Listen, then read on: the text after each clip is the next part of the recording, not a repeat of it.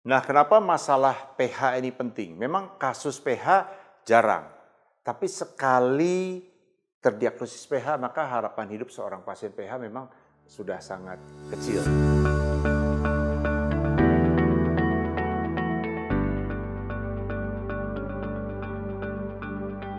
Halo teman-teman, saya Dr. Yayang Sinarja, spesialis jantung dan pembuluh darah, dan video ini adalah kerjasama dengan Yayasan Hipertensi Paru Indonesia atau YHPI yang bertujuan untuk meningkatkan awareness dari rekan-rekan dokter-dokter umum terhadap hipertensi paru. Ya, judul video ini adalah Hipertensi Paru How to Diagnose. Hipertensi paru atau kita sering sebut PH, Pulmonary Hypertension. Nah, kenapa masalah pH ini penting? Memang kasus pH jarang, tapi sekali terdiagnosis pH, maka harapan hidup seorang pasien pH memang sudah sangat kecil ya, angka kematian sangat tinggi. Oleh sebab itu, meningkatkan awareness ini penting untuk teman-teman kita bisa membantu menangani pH sejak lebih awal atau mendiagnosis pH lebih awal supaya kita bisa menolong pasien-pasien pH ya. Nah, kenapa bermasalah? Itu masalah di diagnostik. Diagnostiknya susah, kenapa? Karena kasus pH ini keluhan-keluhannya seringkali mirip dengan kasus-kasus yang lain. Misalnya kalau sesak, ya mirip-mirip seperti pasien asma, pasien paru, pasien jantung, yang kondisi yang lain yang bukan pH. Sehingga kita loss atau terlambat mendiagnosis pasien. Kemudian memang kasusnya juga jarang, sehingga awareness kita juga kurang terhadap kasus pH. Ya.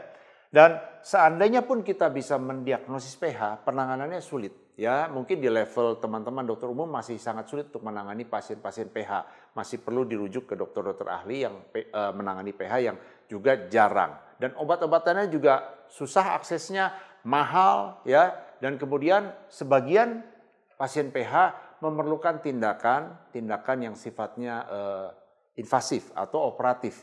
Dan itu center-center yang melakukan juga masih jarang sehingga antri ya. Nah, ini masalahnya. Kemudian masalah berikutnya adalah sebetulnya pasien-pasien pH ini reversible atau tidak. Nah, sebagian pasien pH kalau penyebab primernya bisa ditangani, contoh yang nanti kita akan bahas ya dari tipe-tipe pH, contoh yang paling sering adalah penyakit jantung bawaan. Kalau itu terdeteksi lebih awal, ditangani lebih awal, belum sempat timbul pH. Jadi reversible atau pH-nya belum sampai pH yang severe, yang irreversible, sehingga ketika dilakukan tindakan terhadap penyebab primernya, maka pasiennya bisa kembali pulih. Ya. Yang kemudian terakhir adalah sebetulnya pH jarang ini mungkin adalah fenomena gunung es. Yang terdeteksi, yang kelihatan yang ada di puncak gunung es ini sedikit memang. Tapi sebetulnya banyak kasus yang tidak terdeteksi. Ya, seringkali terlambat. Di literatur barat dikatakan bahwa dari pertama kali ketemu dengan dokter, pasien itu delay, terlambat diagnostiknya itu sekitar 2 tahun. Ini di negara-negara barat. Mungkin di Indonesia saya tidak bermaksud underestimate, tapi mungkin di kita lebih lambat lagi ketahuannya. Padahal pasien sudah berjumpa dengan dokternya, tetapi tidak aware, tidak terdiagnosis, terlambat. Jadi mungkin gunung es ini maksudnya adalah kasus-kasus yang kita pikir sedikit sebetulnya lebih banyak dari yang terdeteksi. Nah, berikutnya kita akan membahas pengertian dari pH. Saya gambarkan sirkulasi ini untuk memudahkan pemahaman. Dan saya akan mengajak teman-teman untuk membandingkannya dengan kondisi yang sudah kita sangat pahami, yaitu hipertensi sistemik. Ini hipertensi paru. Hipertensi sistemik kita sudah sangat paham karena itu kondisi yang hari-hari kita tangani. Ya. Nah, kita lihat dulu ini sirkulasi kita. Ini adalah vena cava ya. Lalu ini adalah right atrium, atrium kanan. Ini right ventricle, ventricle kanan. Ini adalah arteri pulmonal ya, kita sebut PA, pulmonary artery. Di sini paru ya, kita selang sini paru.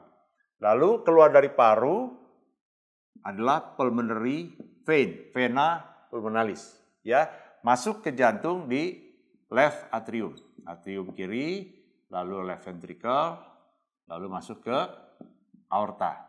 Nah, ini ada beberapa istilah nanti yang teman-teman harus pahami, ada pre dan post kapiler, ada PAWP, ada PVR, ada MPAP. Kita pahami dulu dengan contoh hipertensi sistemik ya. Kalau kita bicara hipertensi sistemik, di mana kita ukur tensinya di arteri brachialis. Jadi kita ukurnya di sini. Di sini arteri brachialis ya. Ukurnya pakai apa? Pakai tensimeter, gampang.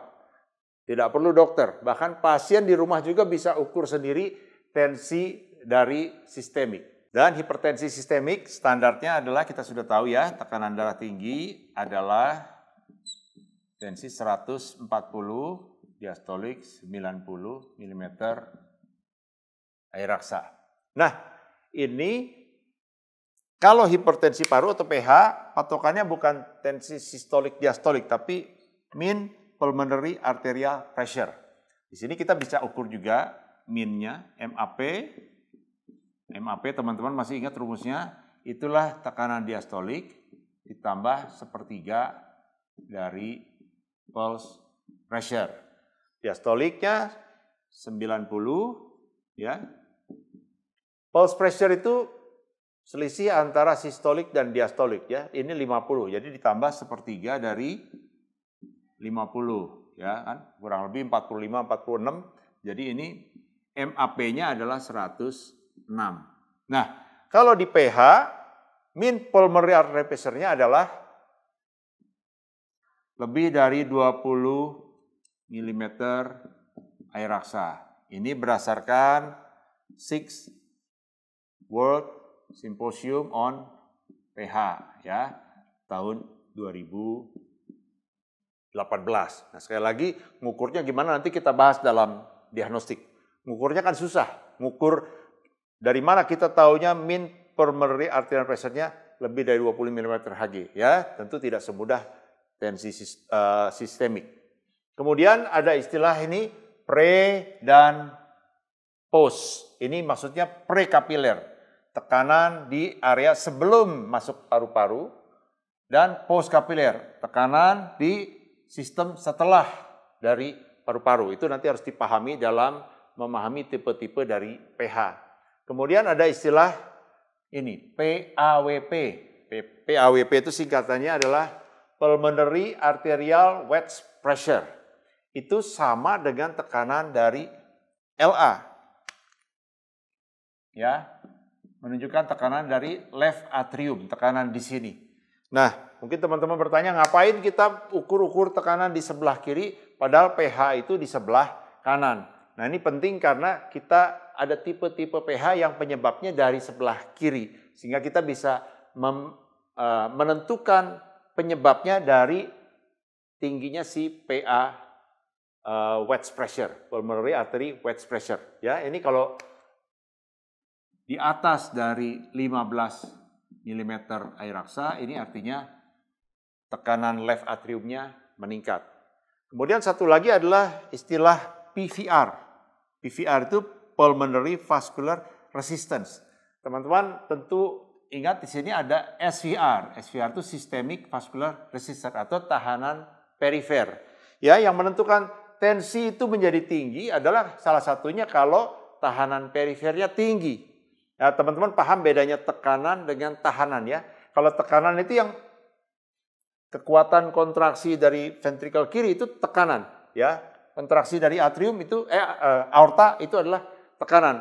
Tapi tahanan adalah kekuatan si arteriol untuk menahan tekanan tersebut. Dan itu terjadi karena ada arteriosklerosis, ada vasokonstriksi, itu yang menentukan dari systemic vascular resistance. Ya, adanya di level dari arteriol. Nah, kalau di paru, ini di level dari arteri pulmonal dan juga cabang-cabangnya arteriol dari pulmonary artery, itu menentukan dari PVR-nya. Jadi di sini bisa terjadi pengerasan karena ada fibrosis, karena sklerosis, arteriosklerosis, bisa karena vasokonstriksi sehingga ininya bisa meningkat ya, tahanan di arteri pulmonalnya atau di sistem arteri pulmonalnya ya. Nah, ini dikatakan PVR-nya meningkat kalau lebih dari 3 Wood unit. Oke, ya. Nah, sekarang kita maju ke tipe-tipe dari pH. Ini tipe-tipe pH ditentukan oleh WHO, Working Group on pH ya. Nah, teman-teman tahu ada 5 tipe pH. Ya, saya tahu ini agak nggak gampang juga ngapalinnya, tapi saya mau ajak teman-teman untuk memahami ini dengan sederhana. Tapi yang pertama, teman-teman harus paham bahwa yang paling banyak adalah tipe 2. Nah, tipe 2 ini adalah pH yang disebabkan karena heart failure. Kemudian ini tanda tik di sini ada 8, itu maksudnya banyaknya kasusnya yang akan dijumpai. Kemudian tipe 3 itu adalah pH yang disebabkan karena masalah dari paru ya. Tiknya ada 5 di situ. Tapi yang lain-lain ini cuma sedikit, jarang sekali. Baik yang tipe 1 itu pulmonary artery hypertension. Tipe 4 itu CTE-PH itu chronic thromboemboli pH. Ataupun yang lain-lain. Lain-lain itu yang mekanismenya masih belum diketahui pasti, atau juga ada gabungan dari berbagai mekanisme, atau karena masalah hematologi, sistemik, metabolik, dan lain-lain. Ya. Nah, saya jelaskan dari masing-masing tipe ini, yang paling mudah dipahami adalah tipe yang kedua, tipe heart failure. Tipe heart failure maksudnya teman-teman adalah pH-nya disebabkan oleh primernya ada di sini, di heart failure. Nah, heart failure, teman-teman ada heart failure yang HFrEF ya, ada heart failure yang HFpEF. REF itu reduce ejection fraction-nya turun, ada yang preserve. Dua-duanya bisa menyebabkan pH. Nah, bagaimana mekanismenya? Pada yang reduce ejection fraction itu EF-nya turun, sehingga pengosongan dari left ventricle-nya kurang maksimal, masih tinggi tekanannya akan mundur ke atrium kiri dan lama-lama mundur sampai ke kanan. Nah, di sini penting konsep tadi yang dipahami, waktu dia mundur ke sini, maka LA pressure-nya akan meningkat. LA pressure, teman-teman tadi masih ingat ada PAWP. Jadi nanti kalau diukur, PAWP-nya meningkat tinggi, maka kita bisa tahu bahwa ini kemungkinan pH-nya adalah pH tipe 2. Kalau PAWP-nya tinggi, di atas 15 mm Hg. Karena apa? Karena LA pressure-nya tinggi akibat dari kegagalan dari si LV. Begitupun dengan HFpEF. Walaupun preserve ejection fraction, kemampuan pompa jantung masih tinggi, tapi diastoliknya sudah terganggu biasanya.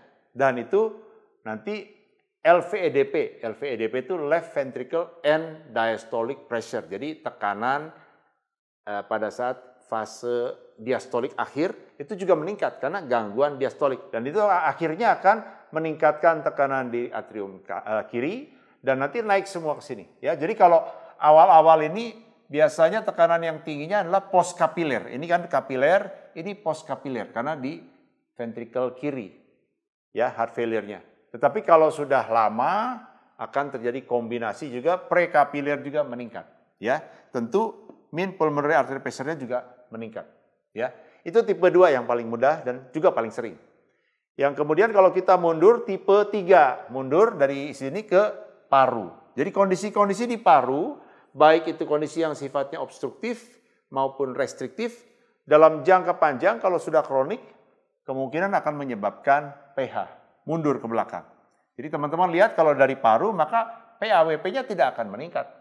Karena ini ke depan ke sana, dia akan mundur.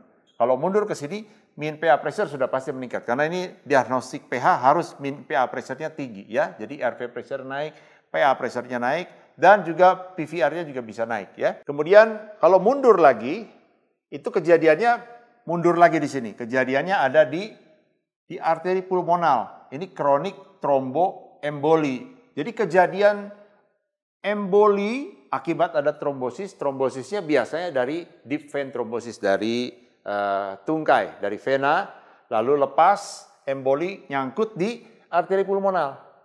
Ya, lalu terjadi organized trombosisnya di sini meningkatkan tekanan di arteri pulmonal. Dan ini pada akhirnya menyebabkan PA pressure-nya juga meningkat, ya. Nah, ini tipe 4. Kemudian kalau mundur lagi ini kita tipe 1. Tipe 1 ini khusus, ini namanya PAH. PAH itu pulmonary artery hypertension. Jadi kalau kita sebut PH itu hipertensi pulmonal, ya. Tapi ini khusus arteri pulmonalnya meningkat. Meningkat karena udah pasti ini PVR-nya namanya. Pulmonary vascular resistance-nya tinggi. Ini karena proses di sini. Di arteri pulmonalnya terjadi fibrosis. Misalnya penyakit-penyakit yang menyebabkan fibrosis dari sistemik itu bisa juga menyebabkan terjadi fibrosis di arteri pulmonal dan akhirnya menyebabkan PAH. Itu kelainan-kelainan bisa bersifat idiopatik, bisa bersifat diturunkan, ya. Bisa juga dari penyakit-penyakit seperti HIV, itu bisa menyebabkan PAH. Nah, yang juga sering dari jantung adalah penyakit jantung bawaan. Penyakit jantung bawaan yang sifatnya left to right shunt. Nah, teman-teman ingat left to right shunt itu artinya ada shunt, ada bypass aliran dari kiri ke kanan. Teman-teman lihat ini kalau dari kiri ke kanan ada aliran, maka akan meningkatkan tekanan di kanan dan akhirnya meningkatkan tekanan di arteri pulmonal ini. Dan dalam jangka waktu yang lama, pada akhirnya akan menyebabkan tahanan di paru, di arteri paru akan meningkat. Karena dia kena tekanan tinggi terus, akhirnya dia meningkatkan tahanannya di sini, ya, vasokonstriksi, kemudian mungkin juga arteriosklerosis, pengerasan di situ, sehingga akhirnya jadi PAH, ya. Nah, penyakit-penyakit yang di level atrium, penyakit jantung bawaan di level atrium adalah, kita tahu adalah ASD. Jadi ada shunt dari atrium kiri ke atrium kanan, ASD, ya. Tekanan di atrium kanan meningkat, di sini meningkat, lalu tahanannya juga meningkat, jadi PAH. Kemudian kalau dari ventrikel kiri ke ventrikel kanan, ya, ada kebocoran sekat, itu VSD. Nah, ini sama juga, tekanan di ventrikel kanan meningkat, ya, dia akan meningkatkan ke arteri pulmonalis, sehingga ini juga PAH, ya. Jadi teman-teman di sini kalau lihat ini ada tipe-tipe dari PH yang primernya kalau diperbaiki pasien bisa tertolong. Kalau penyakit jantung bawaan contohnya ASD, VSD, kalau belum sampai PH yang irreversible dan pasien sudah ditolong, ditutup kebocorannya baik dengan tindakan, ya, via kateter ataupun dengan operasi, itu pasien bisa tertolong dan pasien bisa terhindar dari PH yang irreversible, ya. Itu pentingnya kita memahami tipe-tipe ini, ya. Kalau yang lain-lain saya tidak bahas karena banyak sekali mekanismenya dan campuran dari berbagai mekanisme ini. Sampai di sini saya harapkan udah jelas tentang tipe-tipe PH ini sehingga kita bisa masuk ke cara mendiagnosis pasien PH. Oke, baik, kita lanjut dengan diagnostik. Jadi teman-teman udah tahu tipe-tipenya sekarang. Nah, lebih pede nanti kalau ketemu pasiennya untuk mendiagnostiknya. Yang pertama tentu dari anamnesis. Ya, kalau anamnesis bisa dari keluhan pasien. Misalnya pasien datang dengan keluhan sesak. Nah, memang sesak ini kan banyak penyebabnya. Tapi at least teman-teman sudah mulai ada awareness. Mungkin salah satu kemungkinan adalah PH sudah dipertimbangkan begitu, ya. Keluhan yang lebih spesifik atau lebih khas adalah sinkop. Ya, kalau ada sinkop atau presinkop pada saat exertion, pada saat melakukan aktivitas itu bisa meningkatkan kecurigaan terhadap PH.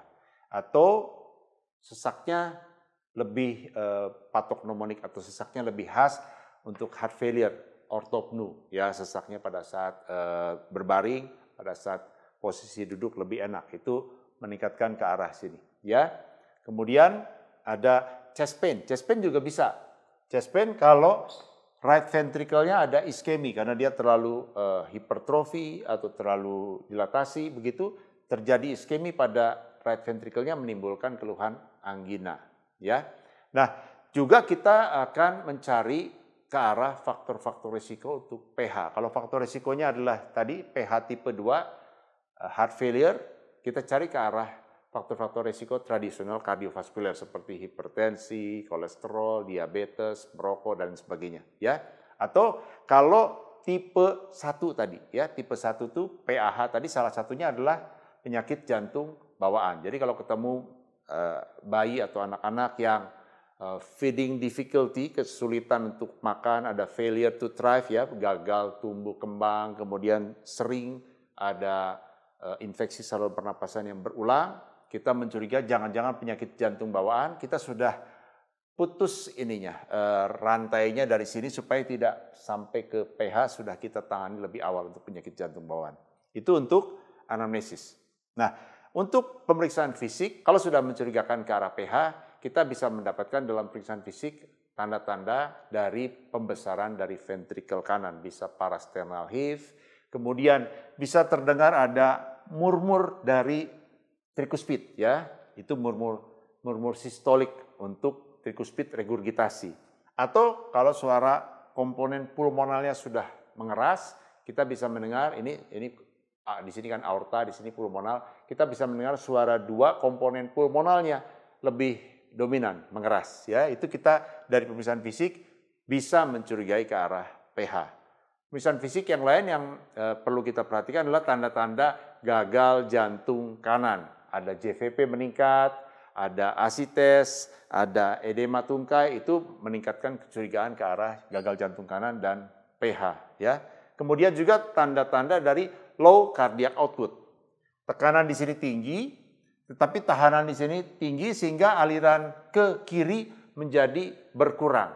Kalau low cardiac output, mungkin pasiennya hipotensi, pasiennya takikardi, dan kalau diperiksa mungkin hipoksia pada saat dia exercise. Ya. Kemudian kita juga mungkin menjumpai tanda-tanda hipoksia lama pada pasien yang sudah Eisenmenger ya, pasien-pasien penyakit jantung bawaan yang sudah tadinya left to right shunt ya, pintasnya ini dari kiri ke kanan sudah berubah menjadi kanan ke kiri ya, jadi darah kotor mencampuri kiri sehingga tanda-tanda hipoksia lama itu clubbing finger, itu bisa kita lihat ya. Nah, kemudian kita masuk ke pemeriksaan penunjang. Untuk pemeriksaan penunjang teman-teman bisa periksa laboratorium. Untuk laboratorium kita bisa periksa NT-proBNP salah satunya. NT-proBNP ini adalah hormon atau protein yang diproduksi oleh ventricle pada saat ventrikelnya mengalami peningkatan tekanan atau peningkatan volume. Jadi kalau RV-nya volumenya meningkat atau tekanan meningkat, NT-proBNP-nya bisa meningkat. Itu salah satu petunjuk. Atau kalau dia mundur terus, ya liver fungsinya terganggu, itu bisa kita periksa fungsi liver, ya. Atau kita bisa periksa untuk HIV misalnya, untuk petunjuk mungkin ini pH-nya tipe 1 akibat dari HIV, ya. Kemudian kita lanjut ke EKG, kalau teman-teman bisa lakukan EKG. EKG bisa menunjukkan apa? EKG bisa menunjukkan P pulmonal, itu petunjuk bahwa right atriumnya sudah mengalami dilatasi. EKG bisa menunjukkan juga RVH, ya, right ventricle hypertrophy atau right ventricle strain, atau juga right axis deviation. Kalau udah ada pH, aksis dari EKG-nya akan berdeviasi ke kanan. Kemudian teman-teman bisa lakukan ronsen toraks, ya, walaupun ronsen toraks normal tidak serta-merta menyingkirkan diagnosis pH, tetapi pada umumnya ronsen toraks kita akan menemukan misalnya komponen dari pulmonalnya menonjol, segmen pulmonalnya menonjol, ya teman-teman nanti pelajari lagi bagaimana lihat segmen pulmonal yang menonjol. Bisa melihat dari dilatasi dari right ventricle, ya, ventricle kanannya membesar atau atrium kanan yang membesar. Kemudian bisa melihat juga tanda-tanda pruning, ya, itu pruning itu seperti pohon yang dipangkas tiba-tiba, jadi itu cabang-cabang dari arteri dan arteriopulmonalisnya yang tiba-tiba mengecil, ya. Itu dari ronsen toraks. Kemudian kalau kecurigaan teman-teman tinggi bisa dirujuk untuk dilakukan ehokardiografi.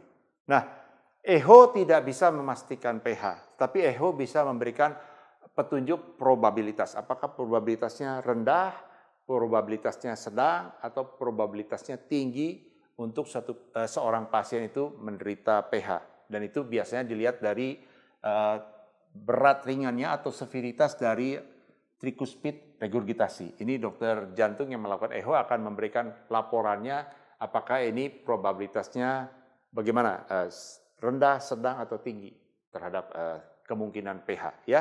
Nah, golden standardnya adalah right heart catheterization atau kateterisasi jantung kanan, yaitu dilakukan dengan cara memasukkan selang kateter dari vena femoralis, dimasukkan mengikuti vena cava inferior, lalu masuk sampai ke atrium kanan, lalu ke ventrikel kanan, sampai ke arteri pulmonalis. Bisa sampai ke ini namanya, wedge, sampai ke ujung dari arteri pulmonalisnya. Untuk mengukur tekanan-tekanan di masing-masing ruangan itu, dan dari situlah kita akan mendapatkan nilai MPAP, ya, apakah lebih dari 20 mm Hg atau tidak. Kita bisa menghitung pulmonary vascular resistance-nya.